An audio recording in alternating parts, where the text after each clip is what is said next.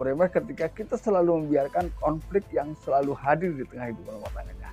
Jadi ingat, rumah tangga yang bahagia, yang terlihat harmonis bukan berarti tanpa konflik, tapi mereka... Selamat menyaksikan dan dukung terus channel Kang Kumis, semoga bermanfaat. Assalamualaikum warahmatullahi wabarakatuh. Kembali lagi bersama saya Kang Kumis. Pada kesempatan kali ini Kang Kumis kembali bersama sahabat semua, tentunya masih di channel Kang Kumis, channel yang selalu membahas seputar kehidupan rumah tangga, dari masalah percintaan hingga masalah perselingkuhan. Nah, pada kesempatan kali ini Kang Kumis ingin membahas mengenai apa saja sih hal-hal yang bisa menyebabkan timbulnya perceraian di tengah kehidupan rumah tangga seseorang, ya. Jadi di sini ada beberapa faktor penyebab terjadinya perselingkuhan. Di sini cukup banyak ya, 13 poin penting yang harus kita pahami ketika memang seseorang ini betul-betul ingin menjaga keharmonisan rumah tangganya. Ini harus kita pahami karena ini adalah merupakan gambaran penting ketika kita sudah menikah. Karena tentunya semua orang ingin menikah satu kali seumur hidup awalnya ya, namun mungkin dengan berjalannya waktu jadi kadang berbeda. Ada mungkin kondisional atau situasional yang ada itu berbeda dengan ekspektasi yang selama ini kita pikirkan. Mungkin seperti itu ya. Namun sebelum lanjut ke topik, gak ada salahnya silahkan sahabat semua subscribe, like, dan komen di channel Kang Kumis agar sahabat semua tidak ketinggalan informasi dan juga kabar terbaru di setiap hari. Hal yang pertama yang menciptakan kerenggangan atau sampai menimbulkan perceraian adalah kurangnya dukungan dari keluarga. Ini adalah mau tidak mau menjadi faktor yang cukup berpengaruh di tengah kehidupan rumah tangga. Lalu prosentasenya peristiwa atau hal-hal yang seperti ini berapa? Ini adalah menduduki prosentase tertinggi, yaitu sebesar 43%. Kasus-kasus yang terjadi di tengah kehidupan kita yang model-model seperti ini banyak sekali, 43%. Ini apakah memicu terjadinya perceraian? Bisa memicu perceraian dan juga perselingkuhan sebetulnya, ya. Lalu kemudian yang kedua adalah perselingkuhan. Ini cukup tinggi ya persentasenya. Perselingkuhan juga mungkin banyak faktor ya. Cuman perselingkuhan yang dapat menimbulkan perceraian itu persentasenya berapa? Ini mencapai 34%. Jadi perceraian yang disebabkan oleh perselingkuhan cukup tinggi. Ya, ini adalah beberapa hal ke depan yang harus kita pahami. Apa saja yang harus dilakukan agar kita terhindar dari perceraian. Lalu ketidakcocokan itu sebesar 31% ya. Jadi ketika sudah bicara ketidakcocokan itu sampai diapain pun pada akhirnya tidak cocok karena itu sudah menjadi sifat dasar tidak cocok ya. Ini sulit kalau harus dicocokkan. Ini 31%. Lalu kemudian yang berikutnya adalah karena terlalu banyak konflik. Nah, bicara tentang konflik ini memang kehidupan rumah tangga memang tidak pernah terlepas dari konflik. Jadi rumah tangga yang harmonis, rumah tangga yang bahagia bukan tanpa konflik, ya.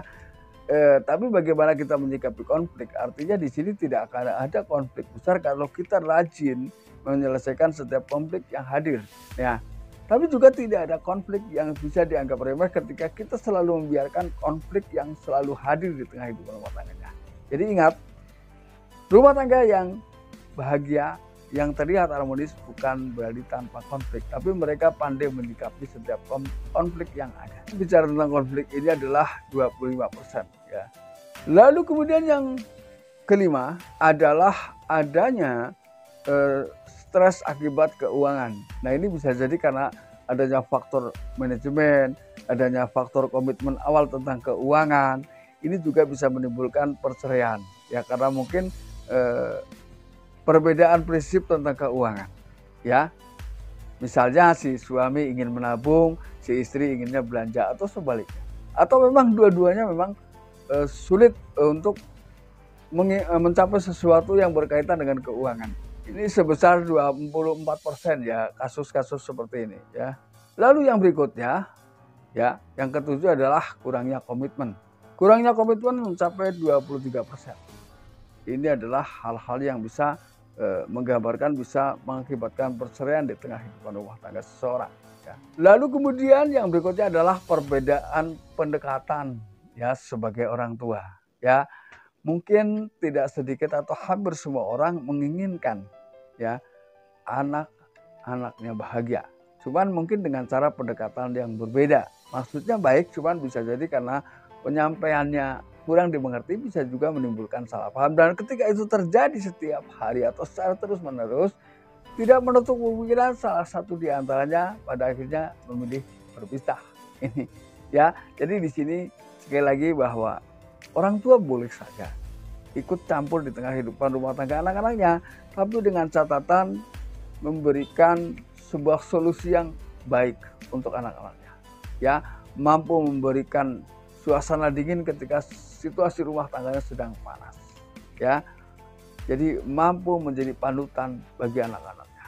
Jangan memprovokasi, jangan bersifat provokatif, karena itu tidak akan menyelesaikan masalah siapapun, justru akan menambah masalah. Yang kesembilan adalah karena adanya pernikahan yang terlalu awal, pernikahan yang terlalu muda, pernikahan yang terlalu dini. Nah, ini juga cukup tinggi ya. Ini sebesar 10% ya.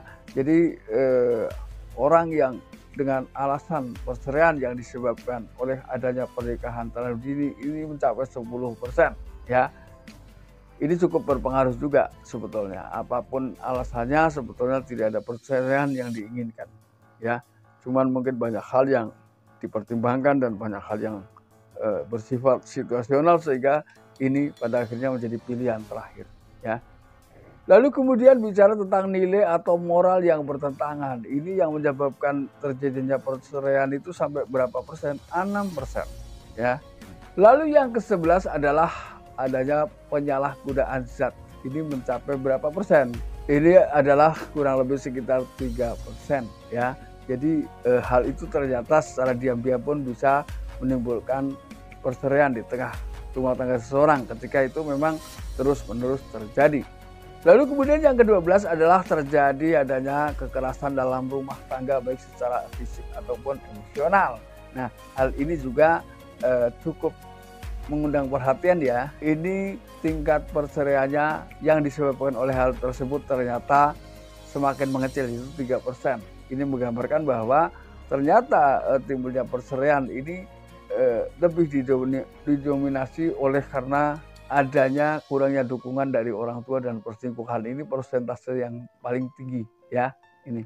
Lalu yang terakhir adalah adanya gaya hidup yang berbeda. Ini 1% ya yang bisa mengakibatkan perceraian di tengah kehidupan rumah tangga. Nah, sahabat, itulah 13 poin penting yang harus kita pahami. Setidaknya kita bisa tahu ya apa saja sih hal-hal yang harus dihindari setelah hidup rumah tangga. Dan bagaimana sih menjadi orang tua yang baik dan bijak di hadapan anak-anaknya.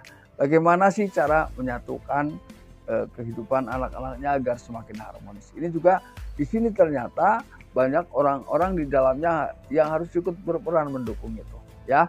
Nah sahabat, mudah-mudahan apa yang Kang Kumis sampaikan bisa bermanfaat buat sahabat semua. Dan akhir kata, salam harmonis bersama Kang Kumis. Wabillahi taufiq wal hidayah. Assalamualaikum warahmatullahi wabarakatuh.